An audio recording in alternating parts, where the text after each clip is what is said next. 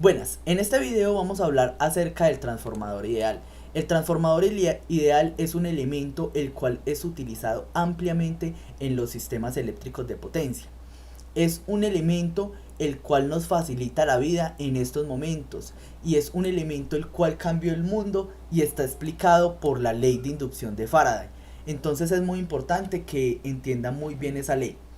Entonces, en realidad un transformador es esto que tenemos acá. Son dos bobinas, una bobina conectada acá y otra bobina conectada a este otro lado, y a una se le conoce como bobina primaria y a otra se le conoce como la bobina secundaria, o el primario y el secundario del transformador. Esas bobinas permiten hacer diferentes cosas, pero después vamos a hablar de cuáles son las funciones del transformador. En este caso, primero determinemos cuáles son las marcas de estos dos inductores. Miren que en la primera marca, como dice un profesor, la primera marca es gratis, entonces voy a colocar la primera marca en este punto y voy a imaginarme que por esa marca hay una corriente que está entrando. Recuerden, las marcas se colocan de forma tal que si yo inyecto corriente en las dos marcas me va a generar flujos idénticos. Entonces, por ejemplo acá, si yo inyecto una corriente eléctrica en este caso, se me va a generar un flujo magnético de esta forma. Ese flujo magnético, voy a colocarlo acá, ese flujo magnético φm va a estar alrededor de este elemento que es un núcleo ferromagnético. ¿Por qué es ferromagnético? Porque vamos a decir que por lo menos esos elementos ferromagnéticos me permiten que las líneas de campo magnético se muevan más fácilmente. Quiere decir, tiene una permeabilidad relativamente alta. Entonces, ese flujo magnético que vamos a tener acá va a atravesar esta segunda bobina. Y debido a la ley de inducción, si hay un flujo magnético que atraviese una superficie cerrada, eso va a hacer que fluyan corrientes eléctricas por medio de esta bobina. La pregunta es, listo, si fluye una corriente eléctrica, ¿cómo sería la marca de este bobinado? Ahora pensemos en la marca. La marca, si usted coloca una marca acá, digamos que vamos a colocarla acá en la parte de abajo, la marca entonces indica que si por acá entra una corriente me tiene que generar un flujo en el mismo sentido que me generó esta marca acá. Entonces, si yo ingreso una corriente por acá y van y comprueban con la regla de la mano derecha, van a notar que el flujo eléctrico va hacia arriba. Se opone a este flujo que está acá. Entonces, la marca no debe ir en ese punto. Esa marca debe ser borrada, porque ahí no va.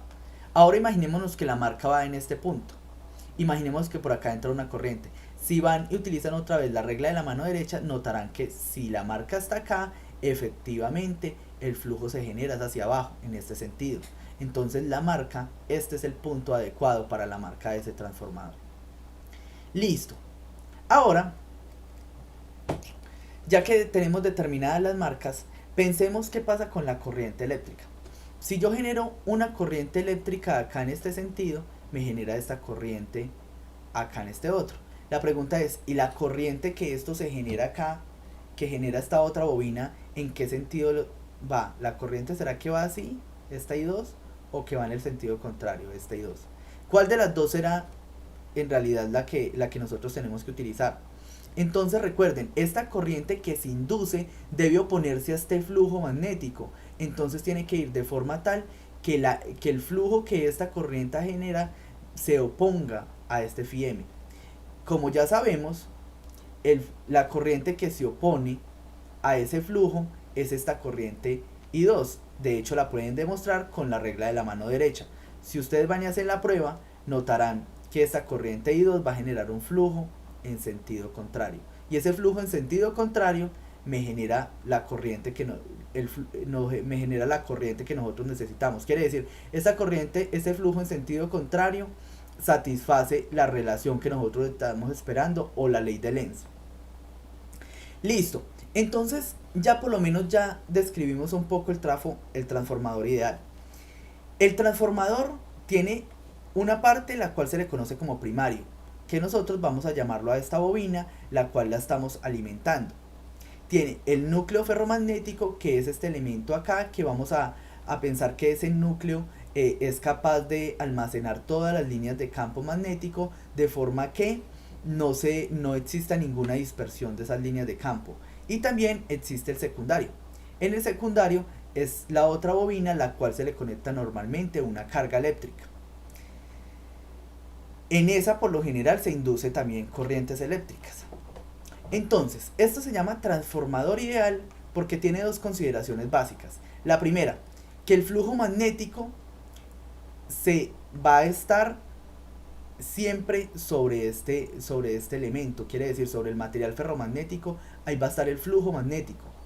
Entonces quiere decir, vamos a despreciar la dispersión, no existe ningún tipo de dispersión por otro lado, todo el flujo magnético va a estar almacenado sobre ese núcleo ferromagnético. Listo, tenemos esta parte. Ahora, la segunda parte que es vital para un transformador ideal es que no existe calentamiento. Por lo general, estas bobinas se calientan porque tienen una resistividad. Igual esta otra bobina, la del primario y la del secundario, las dos se calientan en un transformador real, pero aquí vamos a asumir que no hay calentamiento en esas bobinas. Ni tampoco va a haber calentamiento en el núcleo por corrientes de Foucault o por corrientes de histéresis. Entonces quiere decir que no existen pérdidas. Por eso se conoce como trafo ideal. Otra de las cosas es que vamos a decir que esta primera bobina tiene N1 vueltas o N1 espiras. Y vamos a decir que esta segunda bobina tiene N2 vueltas o N2 espiras. Ese es el número de espiras.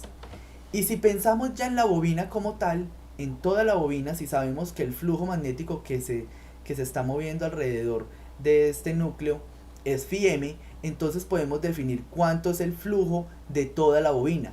El flujo de toda la bobina va a estar dado como phi m, bueno, va a estar dado con estas variables lambda 1 y lambda 2, que son los flujos totales enlazados. Y eso va a estar dado como el flujo lambda 1 va a ser igual al número de espiras phi 1, no, qué pena, el número de espiras N1 por este flujo magnético. Y lo mismo para lambda 2. Lambda 2 es igual a N2, que es el número de espiras de la bobina 2 por este flujo magnético. Ahora, recuerden, la variación de este flujo magnético nos da el voltaje inducido, tanto en este elemento como en este elemento, tanto en el primario como en el secundario. Entonces, si derivamos esta expresión y derivamos esta expresión, nos va a quedar que el voltaje 1 va a quedar como N1 por la derivada del flujo magnético con respecto al tiempo, igual B2, que es igual a N2 por el flujo magnético con respecto al tiempo, la derivada del flujo magnético. Y si notamos, este término de acá es igual a este término de acá, entonces podemos sacar que la relación, si igualamos estas dos expresiones, vamos a notar que el voltaje 1 sobre N1 es igual a B2 sobre N2. Entonces, por medio de esta expresión, nosotros podemos decir que el voltaje 2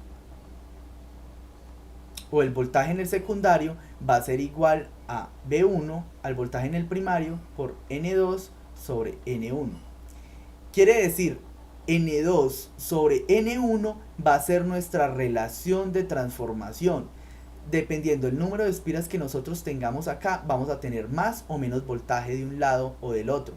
Por ejemplo, si acá es 10 voltios, si el voltaje inicial, el voltaje que estamos colocando son 10 voltios, la espira número 2, esta de acá, tiene 10 vueltas, y la otra N1 tiene 100 vueltas, entonces el voltaje 2 va a ser igual a 1 voltio.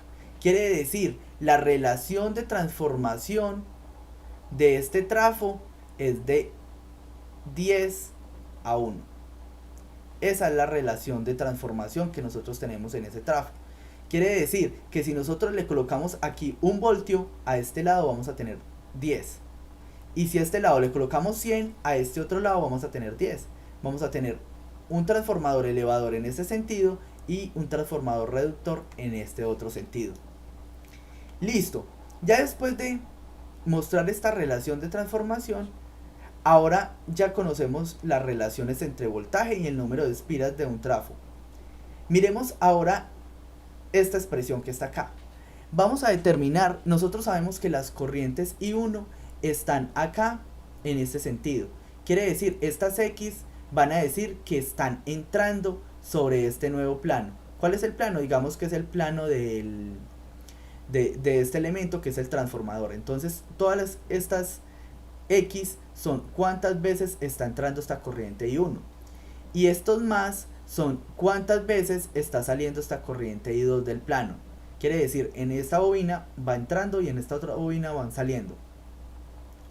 Si nosotros miramos eso y miramos la ecuación de inducción, la ecuación de Ampère, esa ecuación de Ampère relaciona el flujo magnético, es igual, bueno, el flujo magnético encerrado por una superficie cerrada, por una trayectoria cerrada, qué pena, es igual a la sumatoria de todas las corrientes encerradas. Si nosotros miramos esta expresión que está ahí, el número de corrientes encerradas va a ser igual a N1 veces la corriente I1 menos N2 veces la corriente I2. ¿Cuál es la integral que nosotros estamos haciendo? Estamos haciendo esta integral cerrada de esta superficie. Entonces miren que en esa superficie está entrando N1 corrientes I1 y están saliendo N2 corrientes I2. Y con esta relación, si nosotros hacemos esto igual a 0, podemos encontrar la relación de las corrientes con respecto a N2 y N1. Miren algo muy interesante, la relación es inversa a la que nosotros ya habíamos visto, a la que nosotros vimos en esta parte de acá. Nosotros vemos la relación que B2 es igual a B1 sobre N1 menos N1 sobre N2. Y si nosotros miramos acá la relación, vamos a intentar hacer lo mismo con las corrientes. Una relación parecida que es igual a B2, entonces en este caso sería la corriente I2. Acá la corriente I2 es igual a la corriente I1 por N1 sobre N2. Miren que la relación es totalmente contraria. Esta transformación, si nosotros tenemos acá, en este caso, tenemos 10 sobre 100, en este caso tendríamos 100 sobre 10. 100 sobre 10 por la corriente I1.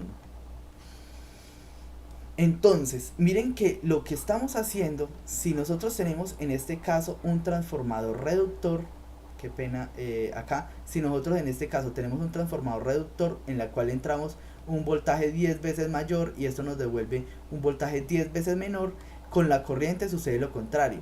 Si le ingresamos una corriente, en este caso 10 veces menor o una corriente normal, vamos a tener al otro lado una corriente 10 veces mayor. ¿Por qué? Porque es un transformador reductor.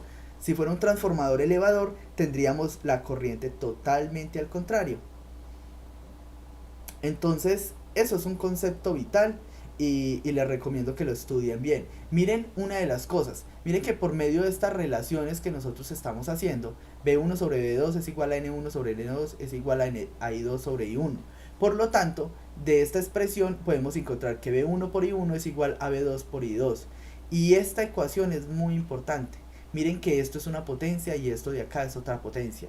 Por ende, podemos notar que si nosotros le conectamos al primario, a este primario de acá del trafo, le conectamos una fuente de voltaje, entonces la potencia que nosotros consumamos ahí va a estar enviada prácticamente a el voltaje B2 por I2.